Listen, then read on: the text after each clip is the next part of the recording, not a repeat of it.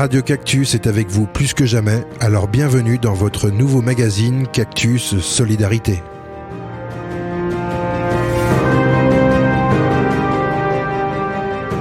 Bonjour et bienvenue dans votre émission Cactus Solidarité. Et avec moi en ce moment, j'ai Stéphanie. Bonjour Stéphanie.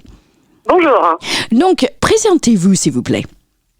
Alors, je suis Stéphanie Martin, je suis vétérinaire pour les animaux de compagnie, c'est-à-dire principalement les chiens et les chats, à la clinique vétérinaire de Marcigny et à la Pacaudière.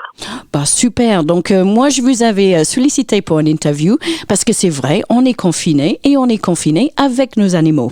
Et donc avant, je voudrais bien savoir qu'est-ce que vous avez mis en place dans la clinique pour aider ceux qui ont besoin de vos services. Alors, pour nous, les consignes ont évolué en fait un petit peu au jour le jour, comme pour beaucoup d'autres professions. Bien sûr. Donc, à l'heure actuelle, on a préféré fermer nos cliniques à l'accueil du public. Par contre, on reçoit toujours les animaux qui ont besoin de soins et les urgences, ainsi que les gens qui auraient besoin de médicaments ou d'aliments pour leurs animaux.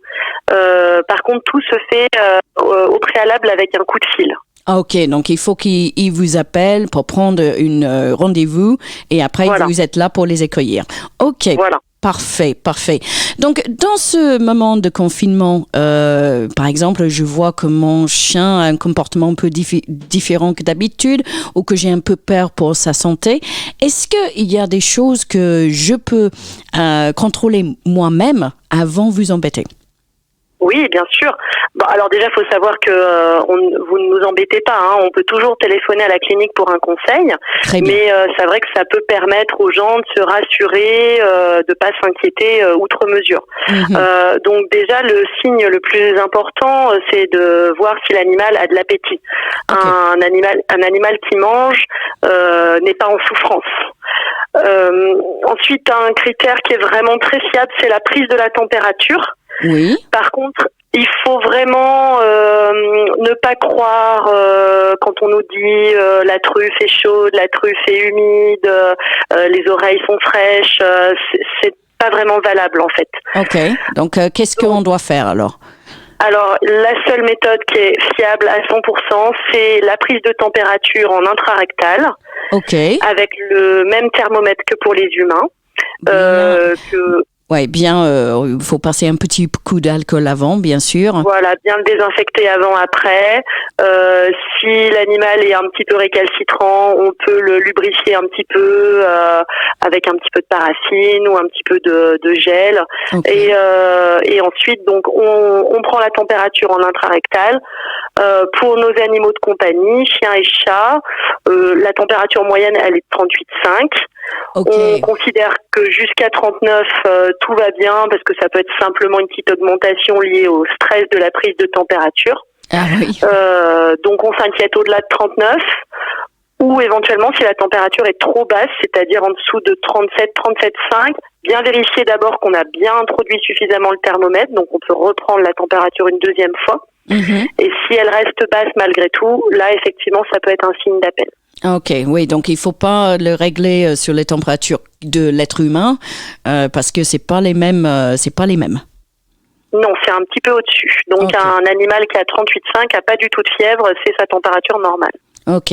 Et qu'est-ce qu'il faut chercher comme autre signe de problème ?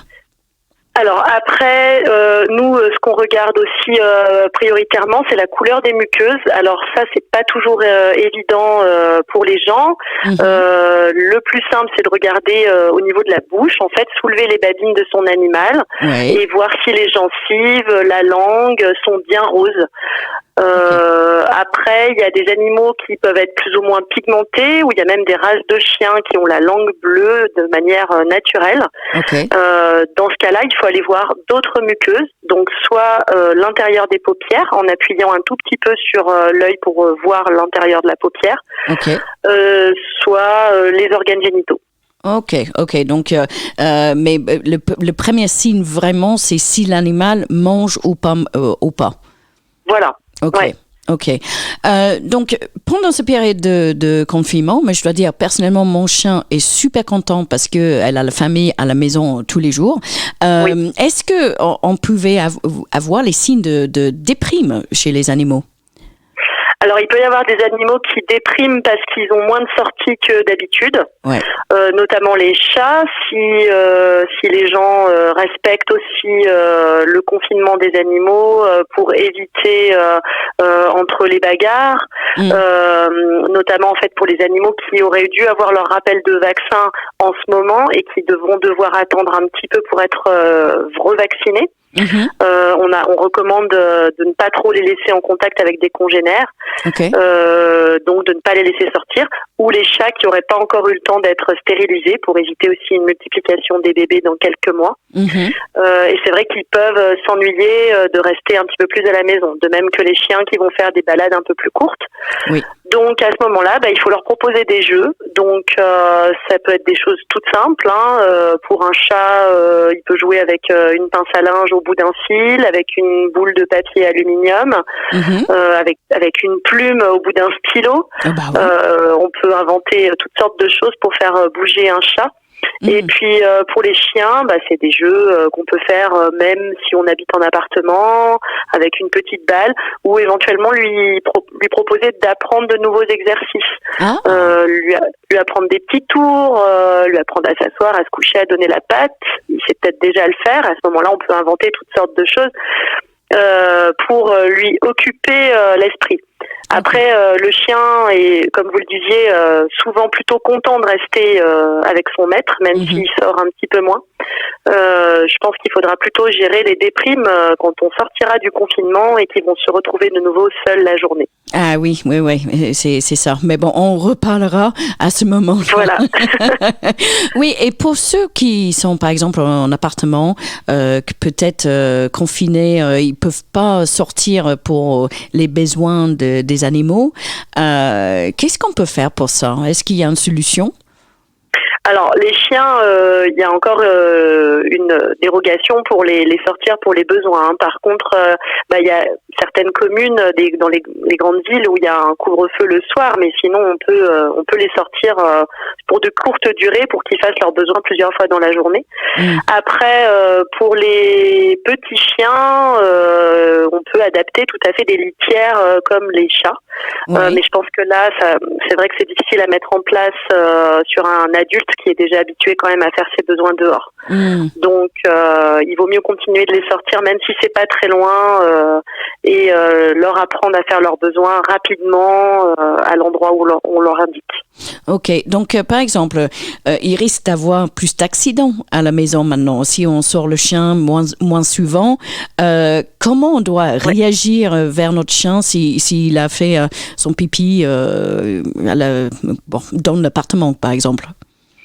Comme on fait tout le temps en cas de malpropreté, que ça soit de l'apprentissage ou un accident, c'est-à-dire que ça sert absolument à rien de fâcher l'animal. À la rigueur, si on le prend sur le fait, on interrompt le comportement en lui disant non, en tapant dans ses mains, et si on le peut, on lui propose donc une sortie tout de suite dans la foulée. Et par contre, ce qu'on recommande aussi, surtout pour les jeunes animaux qui sont encore en train d'apprendre la propreté, c'est de pas nettoyer devant eux pour pas que ça crée une séquence de jeu en fait où ils veulent attraper la serpillière, etc. Ah, c'est très logique celle-là. Ouais.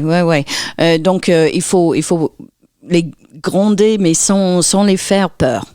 Dans un sens. Voilà, faut juste interrompre en fait ce qu'ils sont en train de faire et si on peut leur proposer d'aller faire ça dehors. Ok, et si on a par exemple pour un petit chien ou un chien installé une litière, c'est là qu'on le pose dedans. Oui, on peut lui montrer, l'attirer dans la litière. Mais en général, les chats sont propres et assez facilement, il n'y a pas trop besoin de leur apprendre. Quand il y a un problème de malpropreté chez un chat, souvent c'est qu'il y a un problème comportemental derrière. Et à ce moment-là, il faut en discuter. Et donc, le tentation, on mange, déjà nous, les êtres humains, on a une tendance de manger un petit peu plus quand on est confiné. Est-ce que vous avez des conseils vis-à-vis l'alimentation de nos animaux qui sont de plus en plus confinés? Oui, effectivement, il faut pas céder à leur donner des restes de table, des petits biscuits, plus souvent que ce qu'on fait d'habitude, parce que aussi ils risquent de prendre du poids vu qu'ils auront moins d'activité. Donc, je dirais qu'il faut rien changer à ce qu'on faisait avant, voire même s'il y a une grosse différence d'activité, réduire un petit peu la ration. Ok, et peut-être un petit peu plus souvent, ou est-ce que si, par exemple, le chien a l'habitude de se gamelle à une certaine heure, on respecte toujours la routine de l'animal? Oui, il vaut mieux respecter ce qui se faisait avant. Ok. Et donc, moi, j'ai mon animal, j'ai un peu peur que quelque chose ne va pas. Comment on peut vous contacter? Alors, on nous appelle au numéro habituel, donc le 03 85 25 20 12 pour la clinique de Marcigny. Il y a aussi un numéro pour la clinique de la Pacaudière, mais de toute façon les deux numéros rejoignent les mêmes personnes. Parfait. Nous, on a un service qui est tout le temps présent. On n'a pas changé grand-chose depuis le confinement. C'est-à-dire que vous avez tous les jours de l'année, 24 heures sur 24, un vétérinaire qui vous répond, qui vous conseille et qui se déplace si nécessaire pour venir voir l'animal. Ok, parfait. Bon, c'est très bien à savoir. Je sais que vous avez aussi une page de Facebook, c'est comme ça que je vous avais trouvé, et que vous êtes en train de donner des bonnes consignes sur la page Facebook. Est-ce que vous pouvez nous dire le nom de la page? Oui, donc c'est Clinique Vétérinaire Marcigny-La Pacaudière. Super. Donc comme ça, il y a des très très beaux articles. Moi, j'étais tirée avec mon fil de Facebook avec une super jolie photo d'un basset-hound. Voilà. Il n'est pas du tout malade, heureusement pour lui, mais j'ai trouvé qu'il avait une jolie tête pour illustrer notre article. Je dois dire, ex-propriétaire d'un basset-hound, oui. Ça m'a tiré les ficelles de cœur. Bon, super. Donc voilà. Juste pour résumer, si mes chers auditeurs, auditrices, vous avez un petit problème avec votre animal de compagnie, il faut contacter la clinique et vous pouvez utiliser le numéro de téléphone 03 85 25 20 12. Voilà. Bon, Stéphanie, je vous remercie énormément pour vos conseils et voilà, je vous souhaite une très très bonne continuation. Merci à vous. Au revoir. Retrouvez Cactus Solidarité du lundi au vendredi à 7h30, 11h, 15h et 18h.